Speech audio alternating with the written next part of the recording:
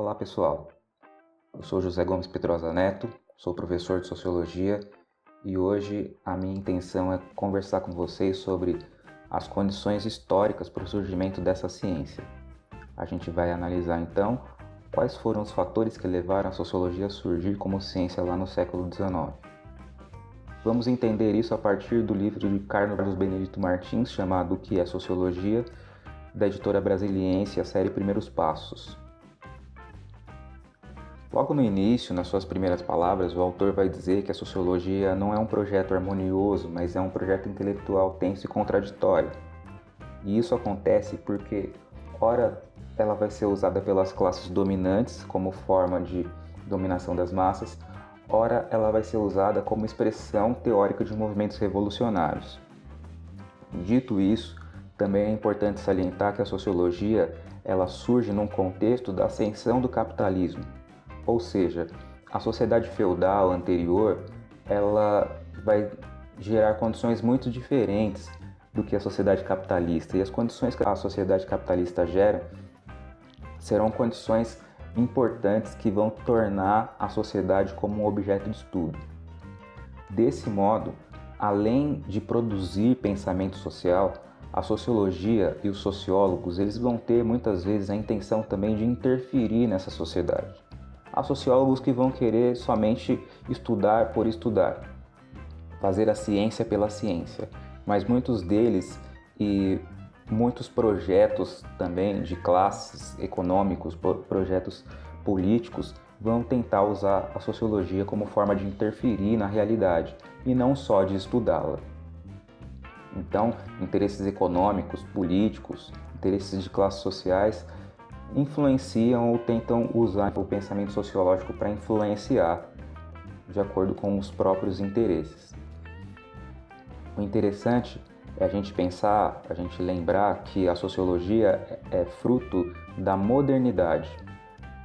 E a gente precisa entender aí modernidade como aquele período que vai desde o final da sociedade feudal, desde o final do feudalismo, passando pela transição para a sociedade capitalista.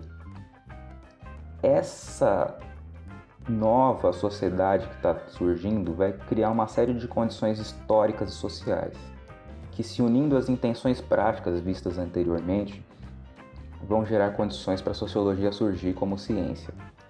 O autor vai dizer que a sociologia vai ser fruto daquilo que ele chama de dupla revolução. O que seria essa dupla revolução para o autor? Ele fala da Revolução Industrial e da Revolução Francesa, de modo que essas duas revoluções produzirão condições importantes que tornarão a sociedade um objeto de estudo. Num primeiro momento, falando sobre a Revolução Industrial, a gente pode entender que ela se torna muito importante porque ela começa a desmontar as instituições que existiam antes. O trabalho artesanal, a vida no campo, que vão se tornar o trabalho fabril, a vida nas cidades, todas as condições de trabalho que esses trabalhadores novos vão ter, as condições de vida que eles vão ter, todas as transformações que vão ocorrer, vão produzir uma sociedade diferente, nova, e que vão produzir também uma classe social nova, que é o proletariado. O proletariado vai ter uma função importantíssima nessa sociedade capitalista, que é a função de contestação da realidade. Contestar todas as condições sociais que existem, contestar esse modo de vida, contestar esse sistema econômico. E o proletariado vai agir de maneira que, muitas vezes, vai produzir aí conflitos de classes, que vai tornar a sociedade mais complexa. Todas essas mudanças vão fazer com que a sociedade se torne um objeto de estudo, de tão complexa que ela passa a ser. Além disso, além dessa revolução industrial, que provoca aí transformações econômicas, sociais e políticas, desde o século XV, século XVI, começa a se alterar também as formas de pensar na Europa. E aí a gente está falando de uma transição gradual da compreensão religiosa sobrenatural do mundo para a compreensão racional do mundo. A expansão do racionalismo para compreender a sociedade E aí a gente vai ter uma influência muito grande dos filósofos do século XVII, principalmente um autor que a gente conhece por Francis Bacon, um filósofo que vai dizer que a melhor forma de compreender a realidade é observando-a e fazendo experimentos. O método da observação e da experimentação. Para quê? Para tentar formular leis gerais sobre o funcionamento da sociedade. E isso aqui é muito importante, porque essa ideia vai ser usada depois pelos positivistas lá no século XIX. Enquanto isso, no século XVIII, um filósofo napolitano chamado Giambattista Vico vai formular uma ideia muito importante que diz que é o homem quem produz a sua história. Essa ideia ela é tão importante porque se é o homem que produz essa história, é possível compreender essa história. A história não é fruto do acaso, são os seres humanos com seus interesses que a produzem. Então, a história, a sociedade pode ser digna, ela pode ser passível de estudos, ela pode ser passível de compreensão racional. Isso vai afetar muito os pensadores iluministas que vão formular teorias, ideias de contestação às instituições feudais. Contestação àquilo que eles chamavam de antigo regime, do sistema absolutista de poder, a economia mercantilista e a sociedade estamental. Eles vão dizer que essas instituições são irracionais e injustas. Por quê? Porque elas limitam a liberdade do ser humano. Sendo assim, os iluministas eles estão produzindo não só pensamento, mas eles querem produzir uma nova forma de pensar, mas também uma forma de mudar a realidade, de transformar a realidade. Transformar de que forma? Retirando os privilégios da nobreza para possibilitar a ascensão da burguesia.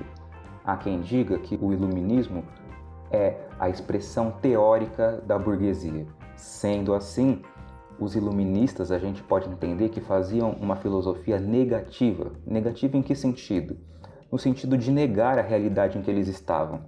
Eles estavam sob os privilégios feudais. Eles negavam essa sociedade e queriam produzir um pensamento para uma sociedade nova.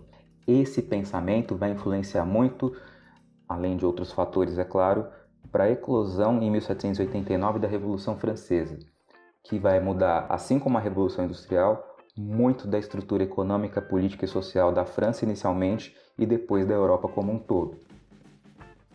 O que vai acontecer após a Revolução Francesa? Os pensadores que virão após a Revolução Francesa vão se deparar com aquilo que eles vão chamar de caos social.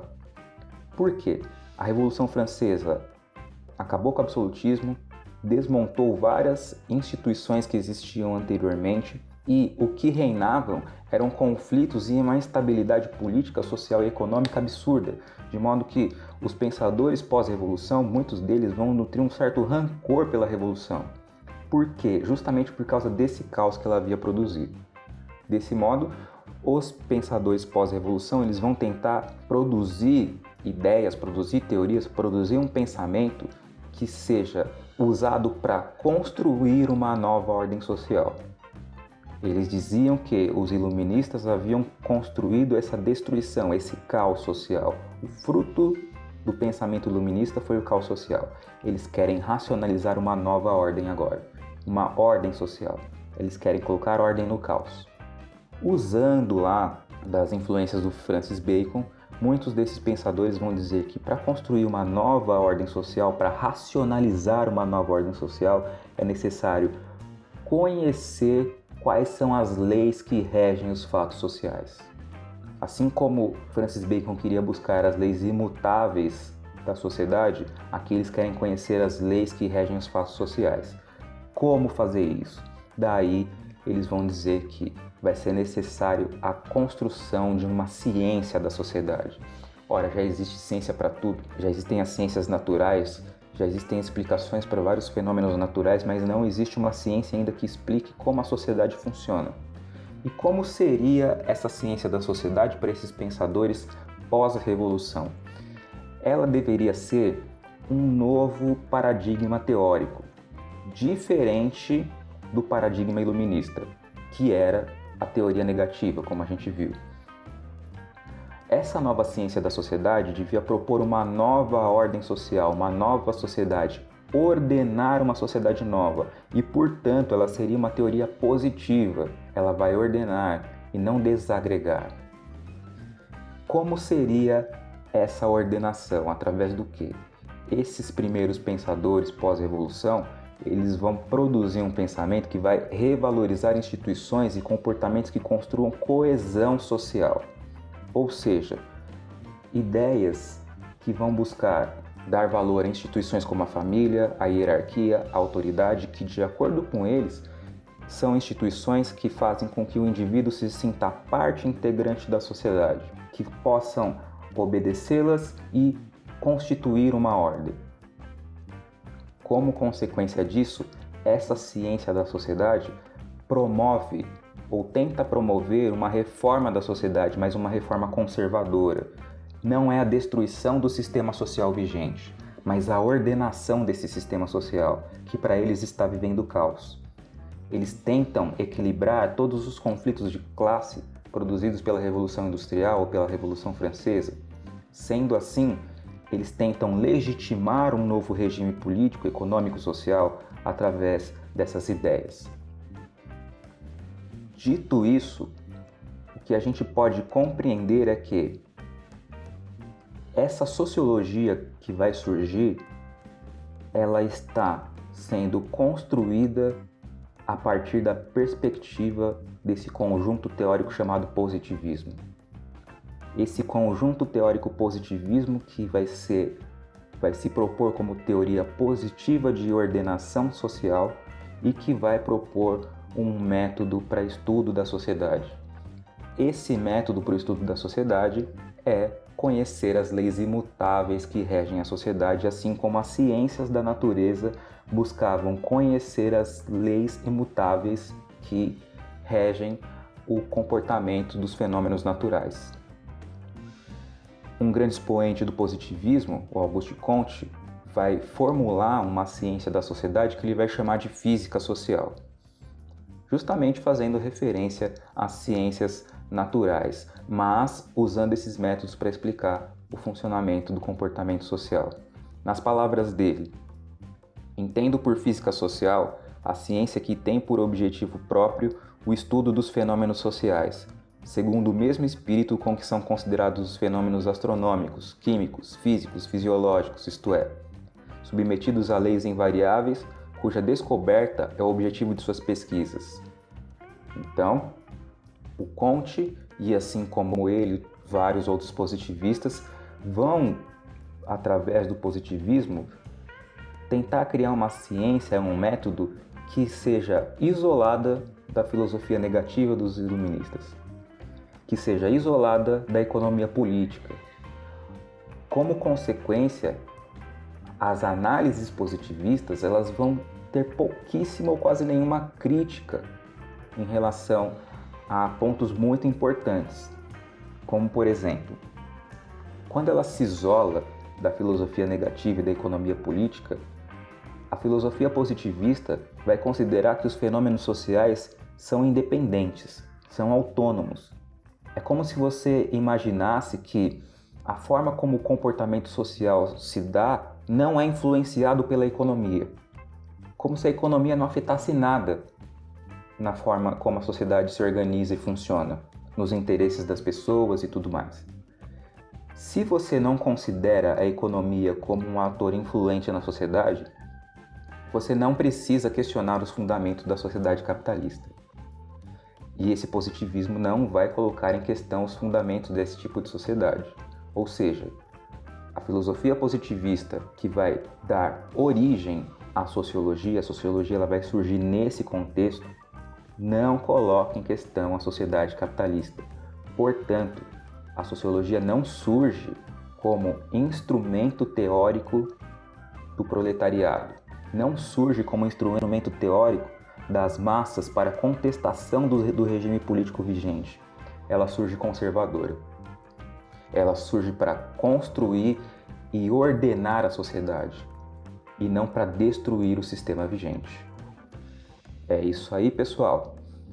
A gente se vê na próxima. Qualquer dúvida, manda aí nos comentários e sejam bem-vindos todos vocês. Um abraço!